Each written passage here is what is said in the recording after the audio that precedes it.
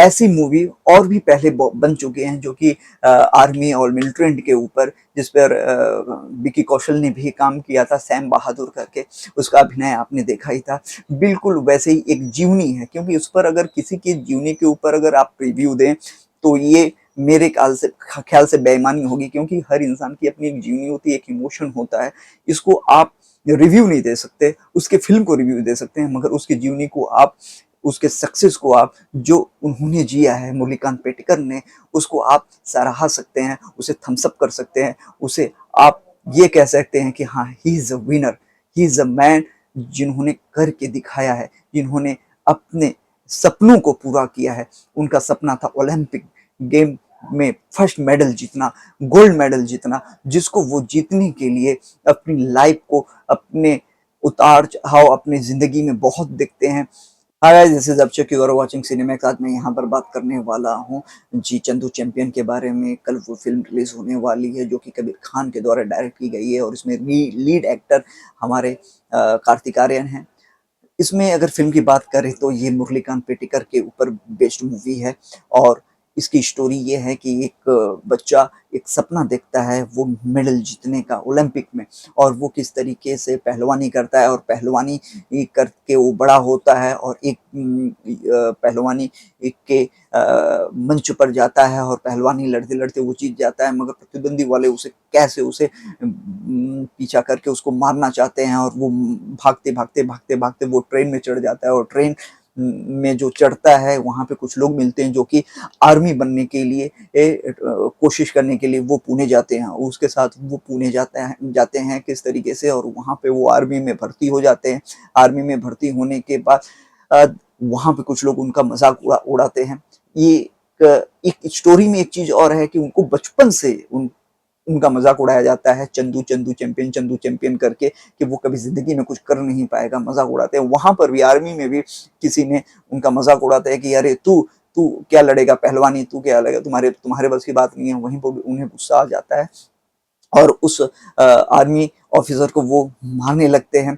तभी उनके जो अपग्रेड के जो ऑफिसर्स होते हैं वो आते हैं और उनको सजा देते हैं। तो वो बताते हैं कैसे कि वो मेरा मजाक उड़ा रहा है। फिर स्टोरी और आगे बढ़ती है, तब उन्हें वो बॉक्सिंग के मंच पर ले जाते हैं। उनकी मुलाकात विजय राज से होती है, और विजय राज उनका परीक्षा लेते हैं, और फिर वो तय करते हैं कि हाँ, ये एक सोना है और वो ओलंपिक जिता सकता है। बॉक्सिंग के लिए वो लोग टोक्यो जाते हैं, वहां पर बॉक्सिंग होती है। बॉक्सिंग में एक दो जीतने के बाद सेमीफाइनल वो हार जाते हैं। विजय राज नाराज हो जाते हैं, फिर वो वापस आ जाते हैं। फिर इनकी पोस्टिंग जम्मू कश्मीर में होती है।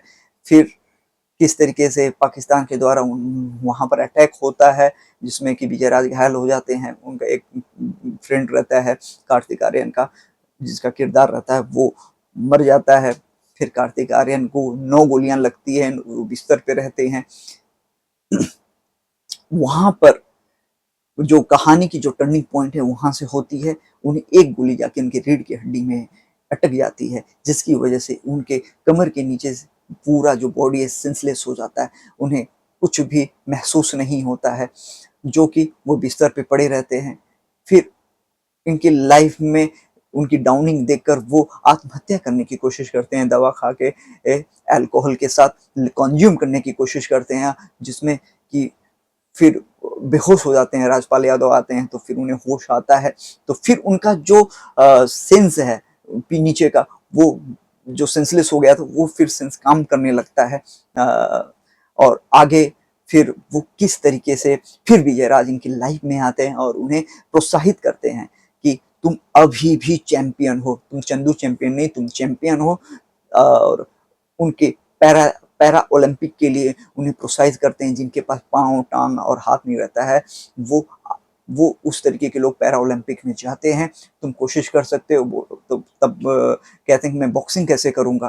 कार्तिक का जो किरदार है, जो मुरलीकांत पेटिकर का जो किरदार है, वो बोलता है विजय राज से, अपने कोच से, कि मैं बॉक्सिंग कैसे करूंगा। बोला बॉक्सिंग ही नहीं, तुम तैर तो सकते हो। फिर यहाँ से कहानी फिर नया मोड़ लेता है। फिर वो तैरने लगते हैं, तैरने की प्रैक्टिस करते हैं, ट्रेनिंग लेते हैं। फिर वो किस तरीके से उन्हें खड़ा करते हैं विजय राज।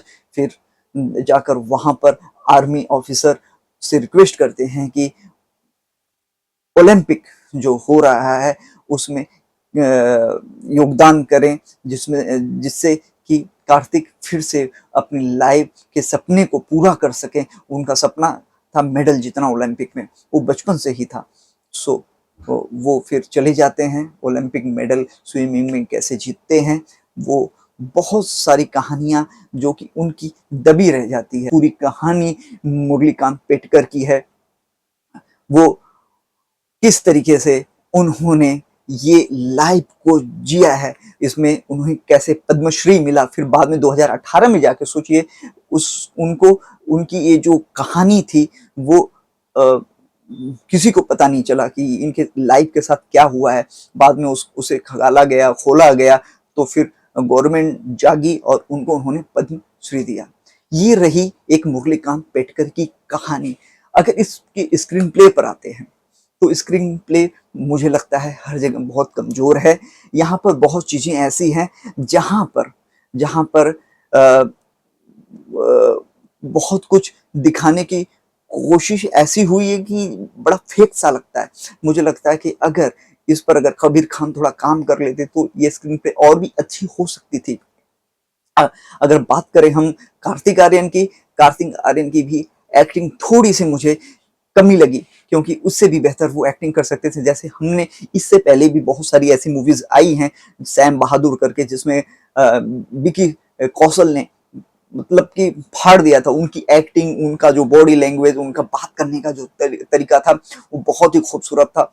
उन्होंने उस किरदार को जैसे पकड़ लिया था। मगर यहाँ पर कबीर खान ने जिस तरीके से ट्यूबलाइट में सलमान खान को एक्टिंग कराया था, जैसा लग रहा था कि जैसे पागल जैसा और जैसे साइको जैसा, साइको नहीं बोल सकते, एक बेवकूफों जैसा, उस तरीके से कार्तिक आर्यन ने इस पूरी फिल्म में एक एक्टिंग की है। उस किरदार को वो पकड़ नहीं पाए हैं। कहीं ना कहीं मुझे लगा कि उस किरदार में एक officer, as a player, as a contestant जो वो होते हैं इसमें, वो पकड़ने में सक्षम नहीं रहे हैं। इसमें विजय राज का जो किरदार है बहुत ही खूबसूरत उन्होंने किरदार अपना निभाया है एज अ कोच का। और विजय राज ही पूरी मूवी में ऐसा लगता है कि उन्होंने ही पूरी फिल्म को पूरी अगर उनके किरदार की बात करें तो उस पूरी फिल्म में निकल कर पूरा सामने आता है। और बहुत खूबसूरत तरीके से विजय राज अपने किरदार को निभाया एज अ कोच की तरफ। इसमें थोड़ा सा किरदार आपका राजपाल यादव का भी है, जिसमें उन्होंने जितना किरदार अपना निभाया है बहुत खूबसूरती से निभाया है। और अगर डायरेक्शन की बात करें तो मैं कहूँगा कबीर खान को थोड़ा अपना तरीका डायरेक्शन का थोड़ा चेंज करें, क्योंकि मुझे लगता है कि हर फिल्मों में उनकी एक ही जैसी चीजें देखने को मिलती है। और इसमें उन्होंने एक चीज और नहीं बताने की कोशिश की है कि मुरलीकांत पेटकर की शादी हुई थी कि नहीं हुई थी, उनकी वाइफ थी कि नहीं, उनके बच्चे थे कि बच्चे, वो भी बताने की कोशिश नहीं की गई है इसमें। और अगर मैं पूरी फिल्म को रिव्यू दूंगा तो मैं 2.5 दूंगा, 5 में 2.5 मेरी तरफ से। तब तक के लिए नमस्कार, फिर मिलूंगा मैं आपसे एक नए फिल्म के साथ। Thank you so much.